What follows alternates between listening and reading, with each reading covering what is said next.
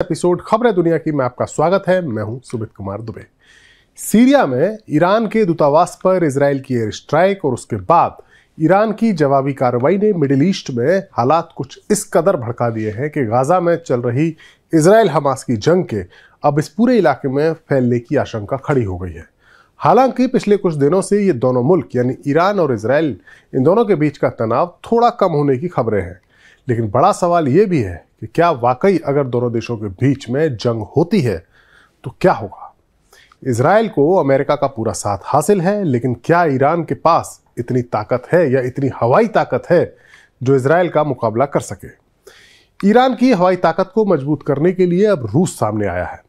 खबर है कि रूस अपने सबसे ताकतवर और एडवांस फाइटर जेट्स सुखोई 35 का एक बेड़ा जल्द ही ईरान के लिए भेजने वाला है, जिसके बाद ईरान की एयर पावर में जबरदस्त इजाफा होना तय है। मीडिया रिपोर्ट्स के मुताबिक इसी सप्ताह रूस के 24 सुखोई 35 फाइटर जेट्स तेहरान पहुंच जाएंगे। ईरान ने करीब साल भर पहले रूस के साथ 50 ऐसे फाइटर जेट्स की डील की थी, लेकिन रूस ने अभी तक उन्हें डिलीवर नहीं किया था। और अब ऐसे वक्त में जब ईरान और इजराइल के बीच तनाव चरम पर है, तब पुतिन ने ईरान के साथ की गई अपनी इस डील का वायदा निभाना शुरू कर दिया है। इन फाइटर जेट्स के अलावा रूस ईरान को Mi-28 हेलीकॉप्टर्स और Yak-130 ट्रेनर एयरक्राफ्ट्स भी मुहैया कराएगा। सुखोई 35 रूस के सबसे घातक फाइटर जेट्स में से एक माना जाता है और यूक्रेन युद्ध में यह अपना कमाल दिखा भी रहा है। अब हम आपको बताते हैं कि रूसी फाइटर जेट्स मिलने के बाद ईरान की हवाई ताकत में कितना इजाफा हो जाएगा और मौजूदा वक्त में ईरान की हवाई ताकत कितनी है। दरअसल एयर पावर का एक ऐसा एस्पेक्ट, ये जो है ईरान और इजराइल के बीच के तनाव में एयर पावर एक ऐसा एस्पेक्ट है जहां ईरान इजराइल की तुलना में पिछड़ा हुआ है और इजराइल के आगे उसकी ताकत काफ़ी कम है। दरअसल 1979 में जब इस्लामिक क्रांति हुई थी ईरान में, तब अमेरिका का वो दुश्मन बन गया और उसने यानी अमेरिका ने ईरान पर काफ़ी ज़्यादा पाबंदियां लगा दी, जिसके बाद से ईरान के लिए बाहरी दुनिया से व्यापार करना काफ़ी मुश्किल हो गया और वो दूसरे देशों से फाइटर जेट्स भी खरीदने में नाकाम रहा। उसके लिए काफ़ी मुश्किल हो गया था। जानकारी के मुताबिक ईरानी एयरफोर्स के पास केवल कुछ दर्जन ही ऐसे फाइटर जेट्स हैं जो स्ट्राइक कर सकते हैं। इनमें 1979 में ईरान की जो क्रांति हुई थी उससे पहले हासिल किए गए रूसी जेट्स और पुराने मॉडल के अमेरिकी जेट्स शामिल हैं।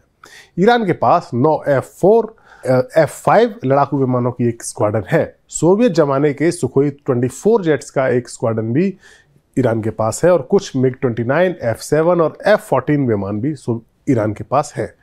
इजराइल के साथ मौजूदा तनाव के दौरान ईरान ने अपने सुखोई 24 फाइटर जेट्स के बेड़े को किसी भी पॉसिबल इजरायली हमले का मुकाबला करने के लिए तैयार किया है, लेकिन 1960 के दशक में बने ये सुखोई 24 जेट्स ईरान के लिए कितने काम आएंगे। और इतने पुराने फाइटर जेट्स पर ईरान की डिपेंडेंसी उसकी एयरफोर्स की कमजोरी को ही सामने लाती है। वहीं दूसरी तरफ ईरान की तुलना में इजराइल की एयरफोर्स काफ़ी मजबूत है। इजरायली एयरफोर्स के पास सैकड़ों की संख्या में F-15, F-16 और F-35 जैसे मल्टी रोल फाइटर जेट्स हैं। इनके लिए अमेरिका ने उसकी काफ़ी मदद की है, क्योंकि सारे फाइटर जेट्स अमेरिका के ही हैं। इजराइल के पास 155 ट्रेनर्स एयरक्राफ्ट भी हैं। इजराइल के पास 146 हेलीकॉप्टर्स हैं, जिनमें से 117 तो एक्टिव मोड में हैं। इजराइल को अमेरिका से जो F-35 फाइटर जेट मिला है वो दुनिया का सबसे घातक और सबसे मॉडर्न फाइटर जेट माना जाता है। ईरान को एयर पावर में अपनी कमजोरी का एहसास है और इसीलिए उसने रूस के साथ सुखोई 35 जेट्स की डील की है, जिसकी डिलीवरी अब जल्द ही उसे मिलने वाली है।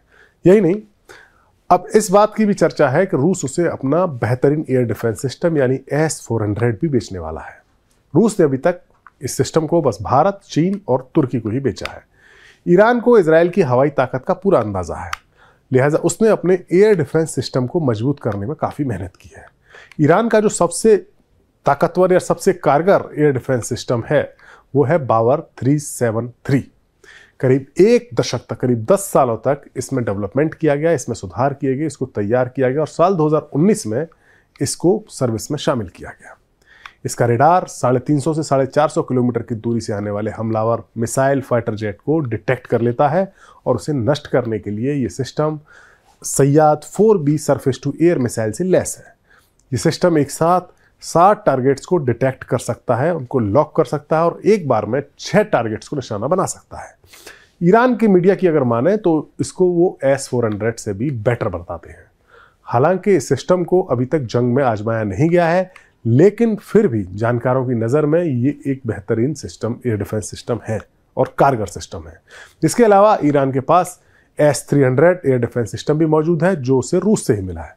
दरअसल ईरान और रूस के बीच S-300 की डील साल 2007 में हुई थी और ये एंटी एयरक्राफ्ट सिस्टम ईरान ने खरीदा था, लेकिन अमेरिका के दबाव में और बाकी यूरोपीय देशों के दबाव में रूस ने इसकी आपूर्ति करने में देरी की। लेकिन जब रूस को ये लगने लगा कि अब वक्त आ गया है इसकी डिलीवरी करने का, तो रूस ने ईरान को S-300 की आपूर्ति कर दी और साल 2019 में ही ये ऑपरेशनल हो गया, यानी एक्टिव है। 1970 में सोवियत संघ के वक्त में इस सिस्टम को तैयार किया गया था S-300 को, और ये 150 किलोमीटर की दूरी तक से आने वाले आसमानी खतरे को डिटेक्ट करके उसको नष्ट कर सकता है। वहीं टोर एयर डिफेंस सिस्टम कम ऊंचाई से 16 किलोमीटर की दूर से आने वाले खतरे से निपट सकता है। ईरान के पास एयर डिफेंस सिस्टम की कई अलग अलग बैटरियां हैं, जिनमें अरमान, सयाद, खोरदाद 15 शामिल हैं, जो 200 किलोमीटर की दूरी से अलग अलग ऊंचाइयों पर आने वाले हवा में आसमान की ओर से आने वाले खतरे से निपटने में सक्षम है। अजारक्श, माजिद और जुबीन ऐसी छोटी मिसाइलें हैं, ऐसी छोटी रेंज की मिसाइलें हैं वाले जो डिफेंस सिस्टम है, जिनके रहते इजराइल के लिए आसमान से ईरान को निशाना बनाना मुश्किल होगा। ऐसा नहीं है कि अगर ईरान के पास फाइटर जेट्स नहीं है तो उसकी अटैक पावर बहुत ज़्यादा कमज़ोर है। अपनी इस कमजोरी यानी फाइटर जेट्स ना होने की कमजोरी के मद्देनज़र ईरान ने बिना पायलट वाले विमान यानी ड्रोन्स को बनाने पर काफ़ी फोकस किया है। ड्रोन्स के मामले में ईरान एक बड़ी पावर बन गया है। यूक्रेन युद्ध के दौरान ड्रोन्स की उपयोगिता को सभी ने देखा कि किस तरीके से ड्रोन्स ने इस जंग में अपना असर दिखाया है, और रूस की मदद के लिए तो ईरान ने कई ड्रोन्स की सप्लाई भी की है और रूस में एक ड्रोन्स की फैक्ट्री भी स्थापित की है। इसके अलावा ईरान के पास मिसाइलों का भी एक बड़ा जखीरा मौजूद है।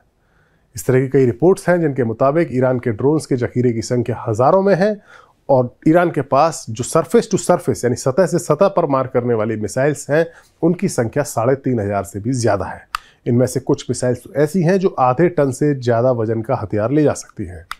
दमिश्क में अपने दूतावास पर हुए हमले का जवाब देते हुए ईरान ने इजराइल पर करीब 350 ड्रोन्स और मिसाइल से हमला किया था, और ये हमला ईरान की ताकत का मुजाहरा था, ये बताने के लिए कि उसकी ड्रोन्स और मिसाइल पावर कितनी अधिक है।